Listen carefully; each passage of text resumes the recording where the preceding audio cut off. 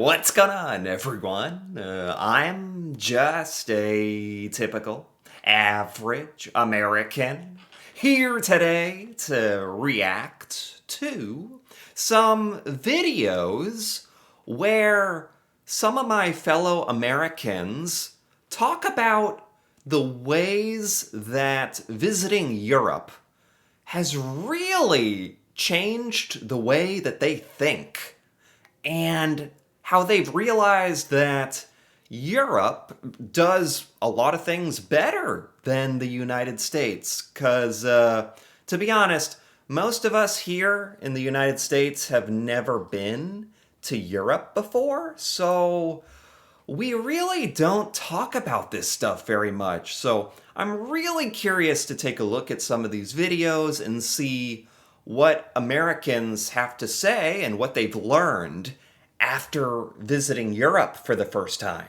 So let's take a look.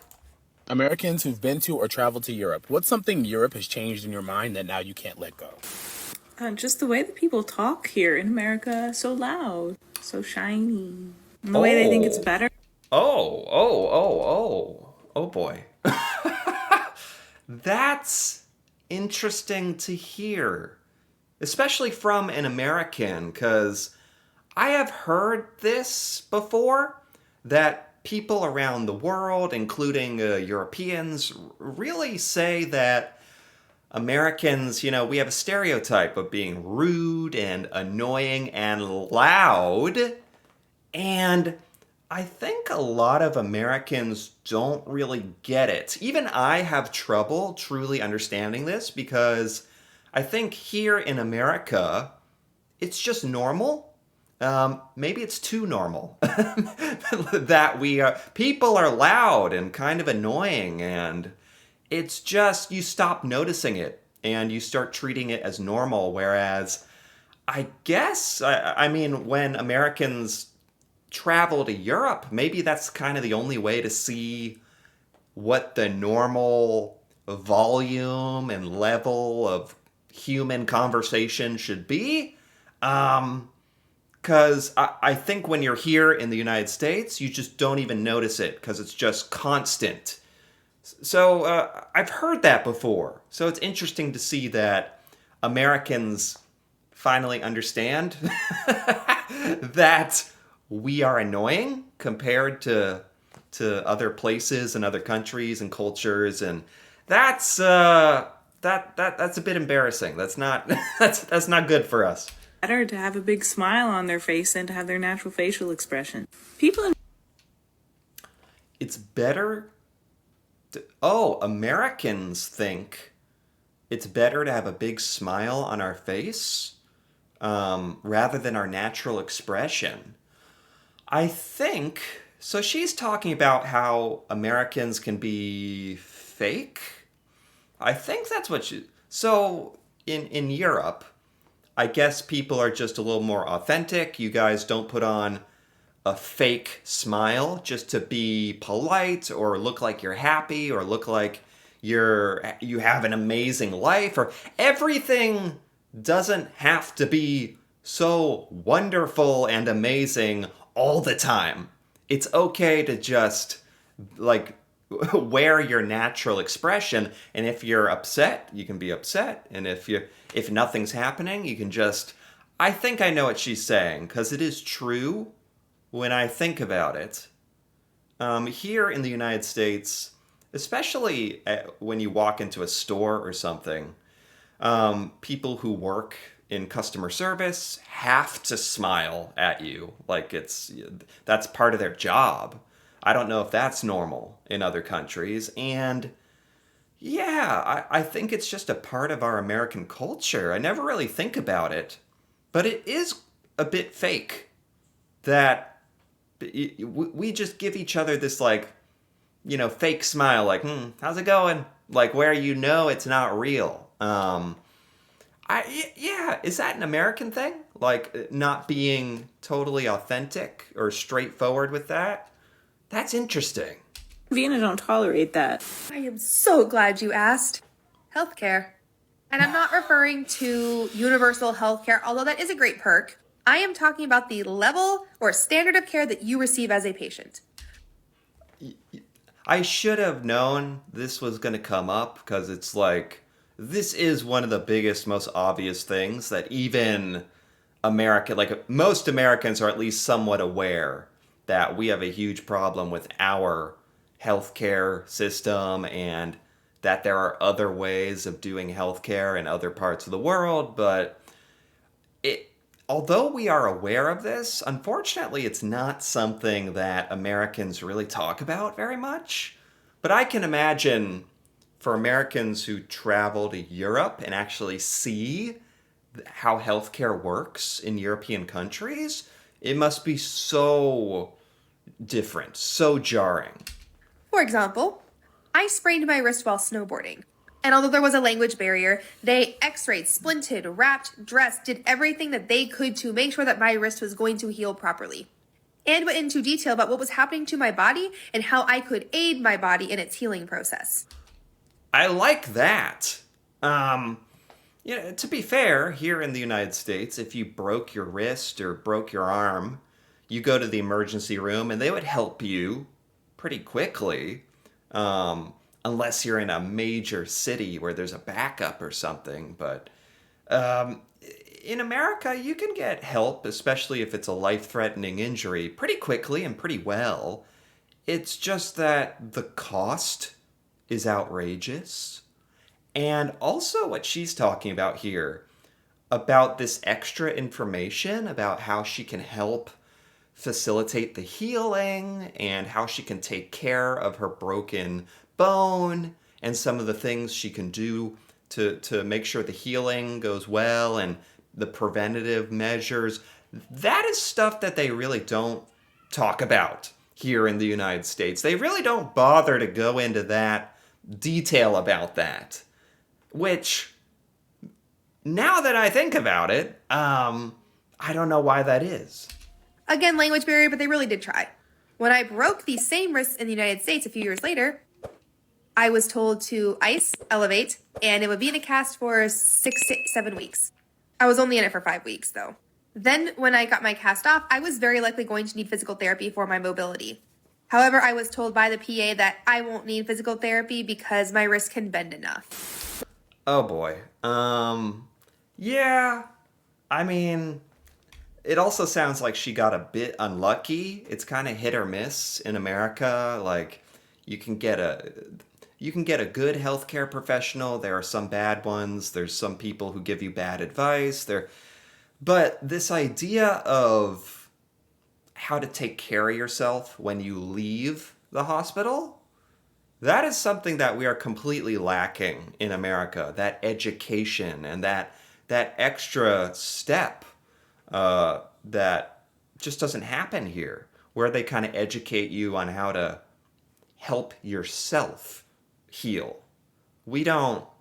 That makes so much sense. And now that I think about it, if Europe is doing that, I don't know why we're not doing that. It's like a lack of care or laziness or lack of knowledge, or I don't know, but that's actually really concerning for here. I was told by the PA that I won't need physical therapy because my wrist can bend enough. Living in Europe for the last couple of years has taught me more than anything that the propaganda surrounding the United States being the best country on earth does one of two things. It either makes you complacent in being taken advantage of by the oligarchs, or it villainizes you for speaking out against your exploitation. Okay, wow. She sounds like she's ready to like get a sign and start protesting the US because of how much she's kind of learned about.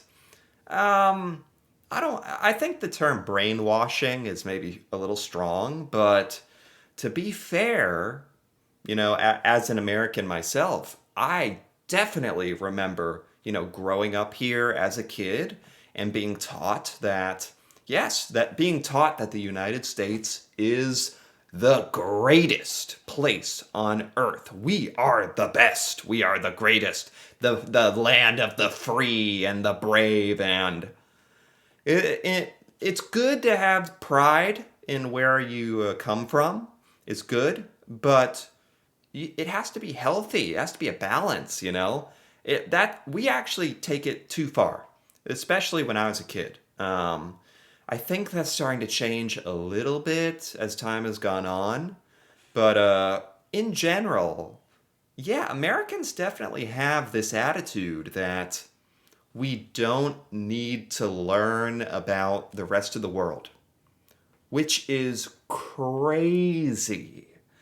And here in the United States, it does feel like we never hear about other countries and other cultures and other ways of doing things and how we can improve by learning about how other countries do things. We just think we're good. No, we're good. We're the best. We don't need to learn anything. That is such a bad philosophy. Terrible mindset. And she's absolutely right about that. Most of America, is brought up to think that way. But walking around saying you're the best country on earth does nothing to improve the country itself. Yeah. But saying that you're the best country on earth really helps keep those who are in power, and those voices who are suppressed continue to be suppressed. Yeah. I never thought about it from that point of view of like saying we're the best helps those in power maintain power. I always thought it was just some weird American egotistical, culture that we have. This cockiness just because it's kind of human nature to enjoy thinking that you are better than other people. It's horrible. That's a horrible thing, but it's so easy. It's just part of human nature to want to be the best, better than people. But it's so, especially for an entire country to have that mindset, it's so damaging. We're really hurting ourselves by doing that. Well, I won't go bankrupt if I get sick in Europe, and I won't get poisoned by that country's food supply. I won't be. Oh my God. I guess I shouldn't be shocked that a couple of these are about healthcare.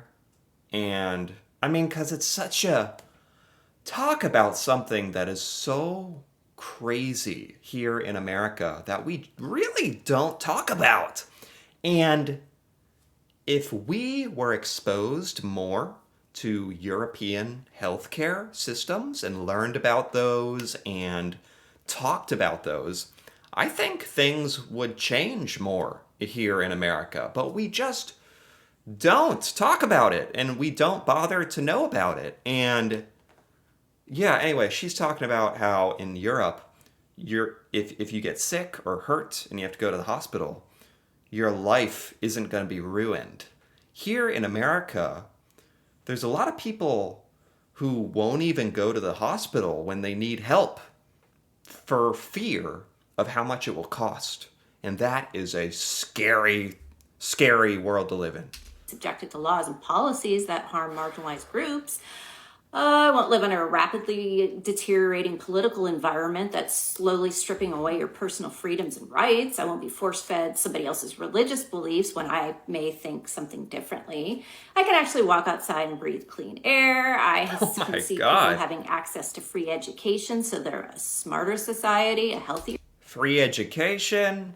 A lot of Americans here are actually just talking about how they didn't realize how much propaganda and brainwashing there is in America, where most of us think we're just totally free and nobody has us under control. And obviously, when Americans go to Europe and kind of break out of the American bubble, that is when, these Americans finally realize how much they didn't know or how much information was being limited to them, which is scary because obviously I'm American. This is where I live. And so it's both good, I think, to realize this, but it's also kind of scary for me to think about.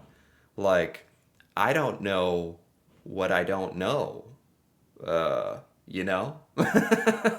your society. And finally, I can feel like I'm part of something bigger, like being in a community where people actually give a shit about one another. I mean, if we're going to talk about that, yeah, like here in America, we've definitely lost that community feel where people don't care about each other so much. It's really because here in America, we're taught to look out for yourself. You need to do whatever you got to do to succeed and to win and to beat everyone else, which is good for competition, I guess, but it's a very selfish mindset. In America, everybody's really out for themselves. That's kind of what we're taught. So I think a lot of us kind of long for this community feel where people look out for each other and care about each other, and you work to better the community in your country, not just yourself. That's a really good point. I really actually like these videos because it's bringing up so many things that are so important that we don't think about, we don't talk about here in America. And it's really weird that we don't. A lot of people are going to say the food, and you're not wrong. Because America's food is so much more processed, it takes like 2 months for your stomach to actually acclimate back to all of that. Oh my God. The food. I'm aware that here in America, we have very bad food. It's very processed, lots of crazy chemicals and preservatives, and a lot of stuff that we eat here, I think, is illegal in Europe, I think. That's scary. So much so that when Americans go to Europe and come back, our stomach has to readjust to the American food. That's not good. That's really concerning. So for the first 2 months, you're going to probably be sick. But something I really realized after talking to a lot of people from Europe is that, unlike Americans, their job isn't like their main source of pride. In America, we tend to really like boast about how many hours we're putting into the grind of our job. Whereas in Europe, they don't really tend to do that. Not to say that they're not proud of what they do for work, but they tend to have a lot of different things that they're more proud of than how long they work and where they work for so long. Huh. Wow. That's a really good one too. Like here in America, when you meet somebody for the first time, one of the first things you ask when you meet somebody is, "Oh, what do you do for work? What do you do?" Like, your job defines who you are in America. That is one of the number one things people talk about. And I know we don't have a great work-life balance. And we don't get great benefits from our employers. Compared to other countries, we don't get that many days off. So this is a really, really good one, actually. I think a lot of Americans don't realize how much we think about our jobs and how our jobs just are our whole life, which is pretty sad, actually. I don't know exactly what it's like in Europe or European countries, but if you guys have managed to have a job and make money to live, but also feel like you have a life and you can do things, and that sounds amazing. Because a lot of Americans I know are really unhappy with how they basically feel like their whole life is just working. That's a really, really important one too. I'm not saying that culture is not shifting, especially with millennials and Gen Z and Alpha. But it's definitely something I noticed and definitely something I wanted to change. Wow. So interesting. It really does feel like when Americans travel to Europe, there are so many things in life that stick out. So many things that we don't even notice are weird here in the United States. About all parts of life. It takes going to Europe and seeing a different way of life to realize that there is a different way. This was extremely eye-opening. This was really, really interesting.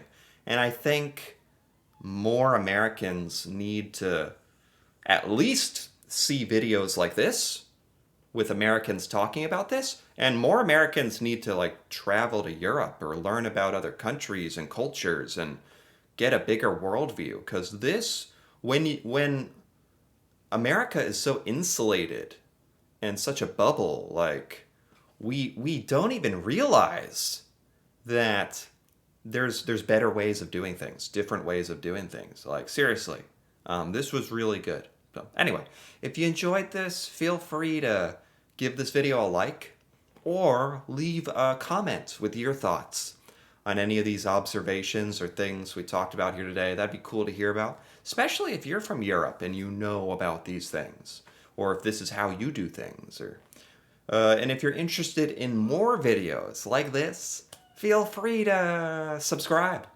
for more. And until then, thanks for watching, and see you next time.